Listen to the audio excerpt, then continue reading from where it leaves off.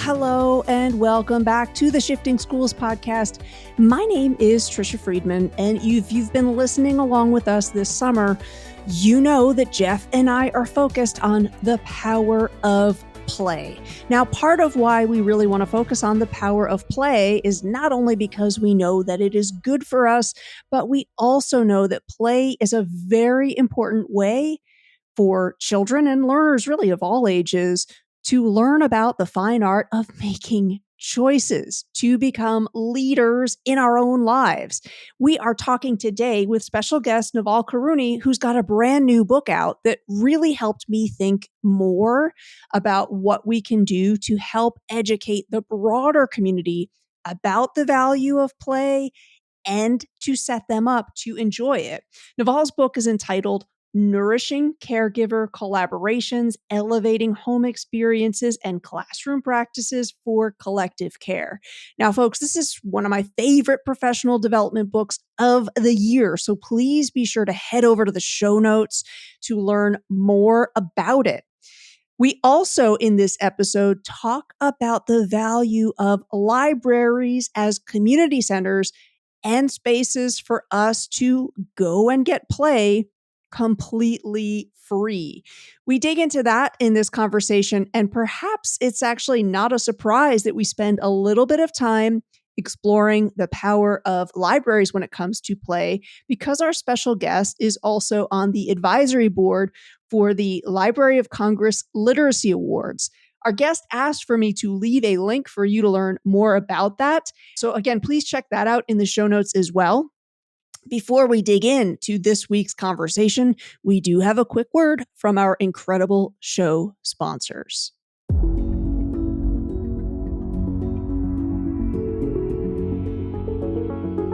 Discover the power of acknowledgement with Libra.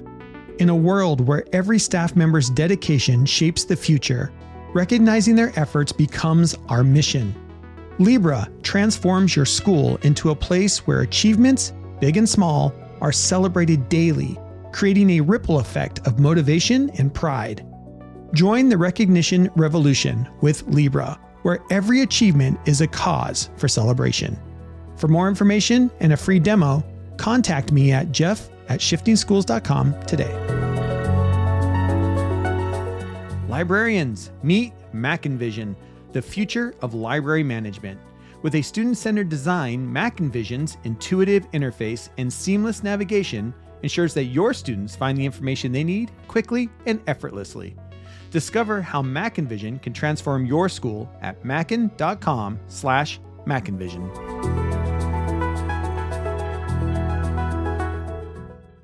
All right. With that, let's dig into this week's conversation to explore more about what it might mean to help children engage as decision makers, to really engage their autonomy and to think more about why that autonomy matters so much. Please welcome to the show, Nawal Qarooni.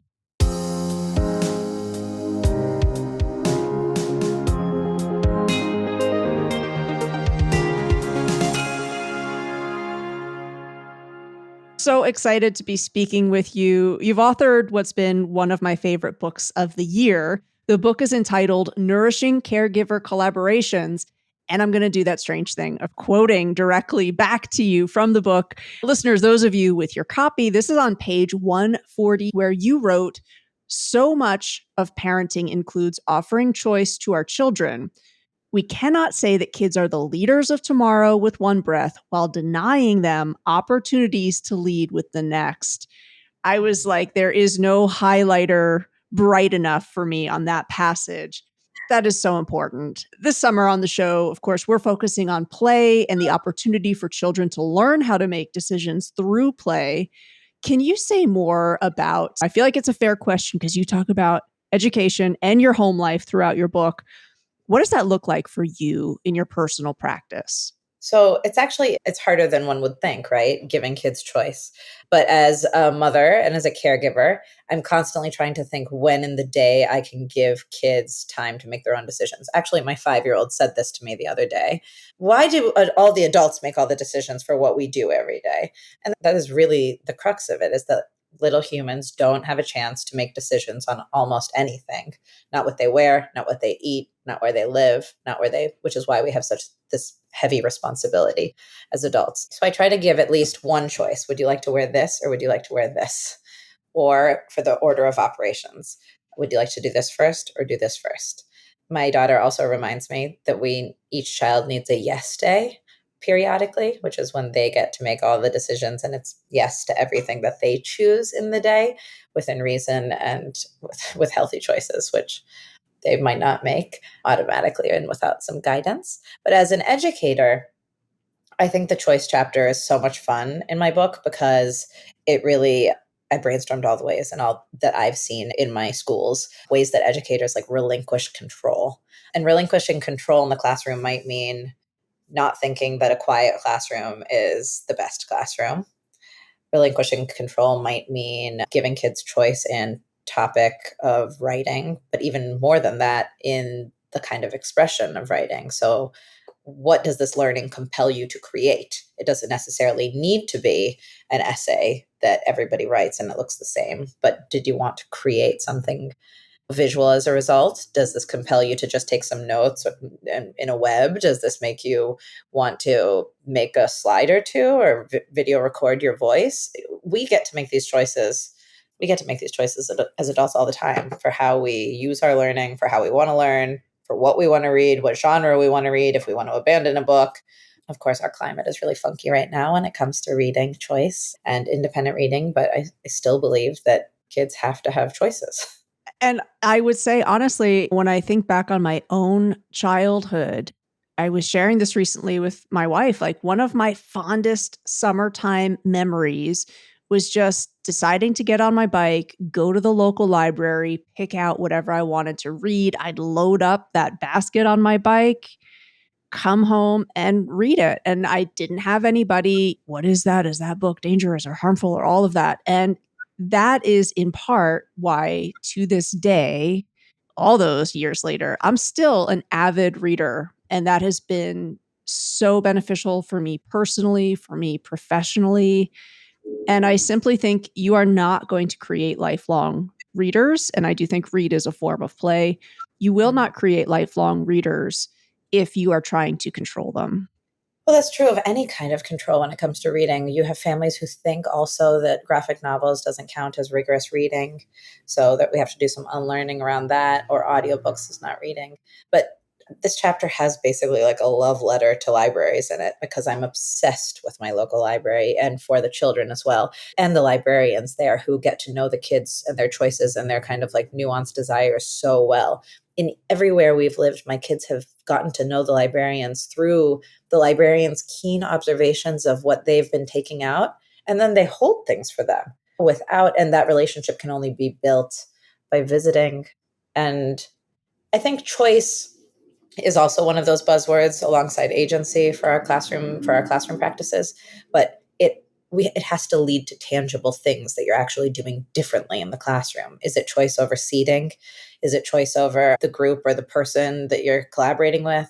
Is it like, it's again one of those questions that should bleed into everything that you do in the classroom. Have I given my children some degree of choice within each of these parts and structures in my classroom? Choice over what's on the walls, choice over when it should get rotated, choice over whether it's useful or not, because then the kids will want to do it more. They will want to learn. They are more motivated to. It doesn't mean that there aren't some have to do's, right? Some must do's and may do's, of course, or within reason. If you feel uncomfortable relinquishing full control in the classroom, then isolate it down to a smaller choice within a genre or within something smaller, bite-sized. It doesn't need to be a massive amount, but start small and continue to offer choice as you move forward. I think it feels messy sometimes. But that's where I think having that maybe willingness or mindset to be playful can be really useful, because Of course, I think any change that we try to initiate personally or professionally, it is going to be a little bit messy. Maybe not always, maybe only in the beginning. But I think that's where, if you've learned where play can be an asset for you, I think mess is maybe not as stressful. Yes. Yeah. And I'm thinking about, I'm also a huge advocate for libraries. I also love my local library, and I feel like that's a great space. If folks are saying this summer, maybe play is an asset to me as an educator, where can I go to do this that's not going to ask me to spend $2,000 or take a whole week of my time? I often will point folks to your local library. They have programs that a lot of people I find are not aware of. My local library has a board game hour each week for adults. I'm wondering if you might want to say a little bit more about why you felt it was so important to advocate for libraries, and how there may be also a space that kind of touches on some of the themes in your book. Listen, it's completely true. Libraries are community centers. They are community centers. They're cooling centers, and you can borrow more than just a book at a library. You can borrow all kinds of things. I heard that, I think it's in DC, you can check out baking materials alongside a cookbook in these kind of packages. In Chicago, they make these like exploratory kits in addition to all these kind of books about nature that are like seasonally organized, so that depending on the season, you can take the whole backpack as a family. There's like magnifying glasses and flashlights and all kinds of additional materials. There are Lego hours, there are sewing hours. It's totally social. It's where I go to print on purpose so that I can go and be social a little bit. I just think the community aspect of the library and the personal nature of the choice and the play, it's just like super invaluable, and it's free at a library. It's part of our rights, I think. Though library funding is being majorly cut here in New York City, it's still my kind of go-to place. Thank you for tuning in to Shifting Schools. Let's pause our discussion to spotlight Libra HQ, a breakthrough in using AI to deepen connections within organizations. Imagine an environment where every staff member feels truly seen and valued. This is the heart of Libra's mission. Libra transforms how leaders celebrate and recognize the personal and professional milestones of their team members. It's not just about reminders. Libra's AI dives deeper, offering insight into enhanced team cohesion and promote a culture where support and acknowledgement are paramount. Picture a school where every individual is acknowledged, from work achievements to personal victories, creating a culture of appreciation in just minutes a day. In these challenging times, where the demands on educators have never been higher, Libra offers a way for school leaders to lead with true empathy and compassion, ensuring every team member feels an integral part of their community's success. Discover how Libra can revolutionize your school's culture. For a demo, contact me at jeff@shiftingschools.com. Let's build a future where every educator and staff member feels connected and valued. And now, let's get back to our conversation. And all of those services that you are talking about, I often will interview librarians, and they all say, you have to use these services if we want to keep them. So again, like this summer, it's a great time for you to learn more about the programs, to use them so that hopefully they are there, and to advocate for their funding. I'm glad that you brought that up. Your book does a super amazing job of inviting educators to remember, hey, certain things are not always clear to the caregivers in our school communities. When it comes to valuing play in the classroom, this is one that I think we still have not necessarily made super clear to folks. What are you thinking, or what are you wishing that maybe educators could do to help the broader community understand what makes play so valuable? I think inviting families into spaces to play is like a very easy way to then name for families, this is the kind of learning that just happened, or this is the kind of learning that I had just observed. This kind of bleeds into my part on the book about family lab sites and inviting families into your space to do something, a shared experience with your kiddos, a shared literacy experience. That can be a learning experience connected to play. That can be building a mandala together. That can be that, poof, you're going to disappear, because then you can also talk about process.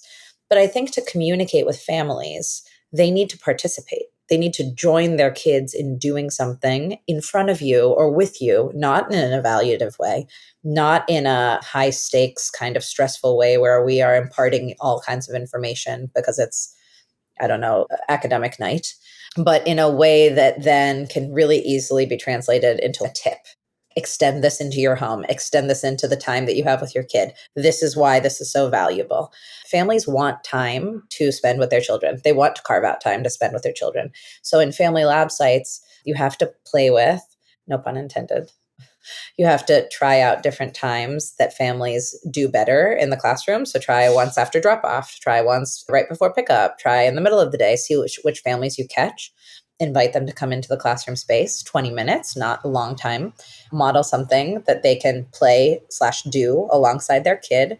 Make it a gradual release of responsibility where you try something with a kid or about your life, or, for example, playing I Spy and trying to find something in an image, right? And noticing, wondering, and hyper analyzing, over analyzing a piece of art, right? Then you have the families do it with their children. And then you practice it with other picture books. It can be playful. It can be like, grab another book. It's a space where there's no right or wrong. And then you leave the families with a tip or two. I think those family lab sites are really fun and easily integratable, low stakes, like high joy moments that you can bring into your everyday fabric across the calendar year. And so with my schools, I tend to make sure this is just one piece of the puzzle.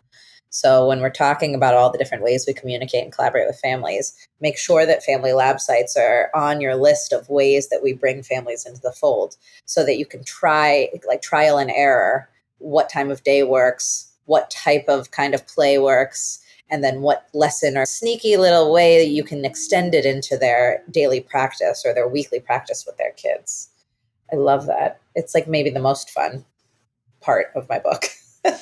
Well, it really had me thinking too.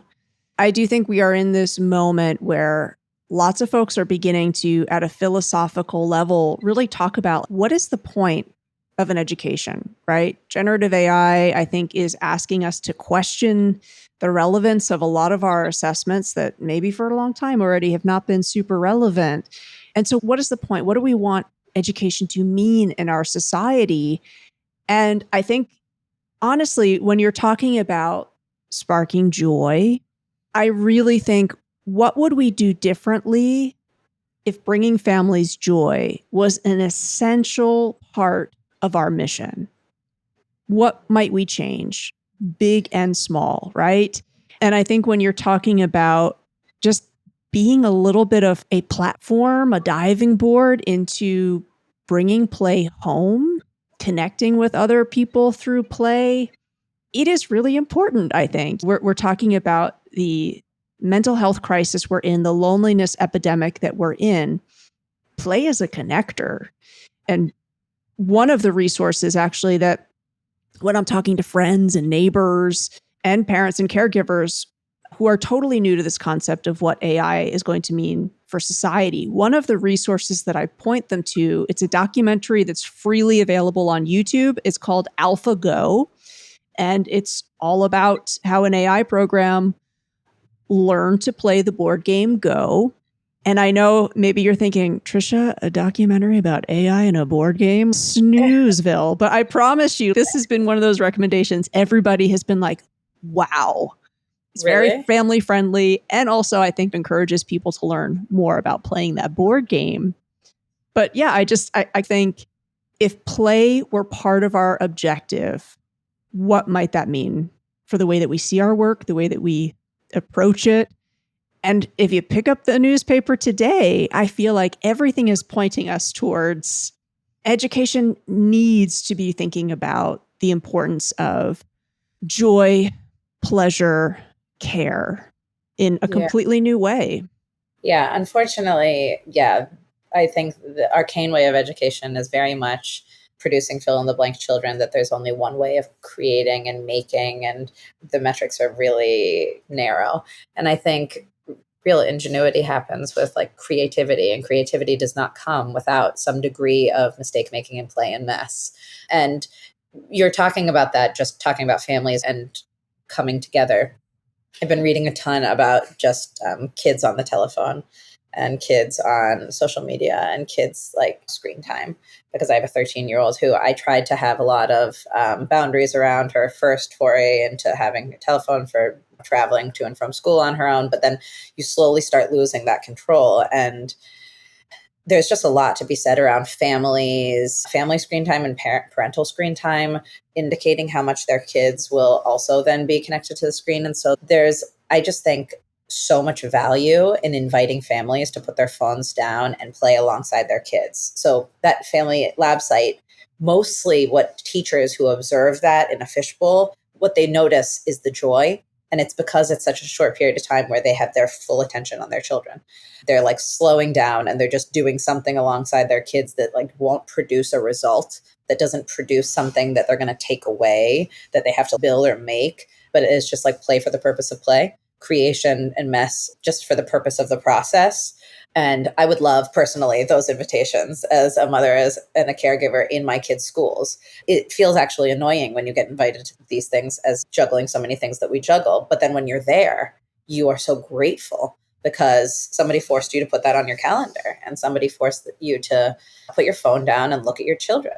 There's like a boatload of research to show how the older the kids get, the less time we have talking to them across a week, or like with your partner or your caregiver. Like most couples who have children talk or connect 20 to 30 minutes a week Ooh. about non-children things. Wow.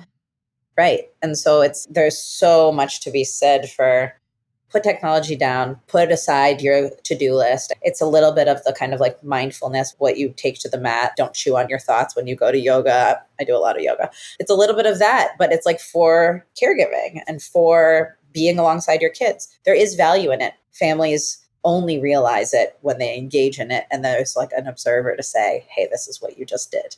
This was so valuable because here, reflect on how that felt. Mackin Educational Resources has once again partnered with us for our summer mini-series. Thank you to Mackin for continuing to be a partner of the Shifting Schools community. Their new product, Mackin Vision, is the future of library management. Created with your students' need at the forefront, Mackin Vision offers a user-friendly interface that simplifies navigation, making it easy for students to find what they need. This state-of-the-art system includes features like intuitive browsing, secure multi-level access, multimedia searching, and whole school rostering.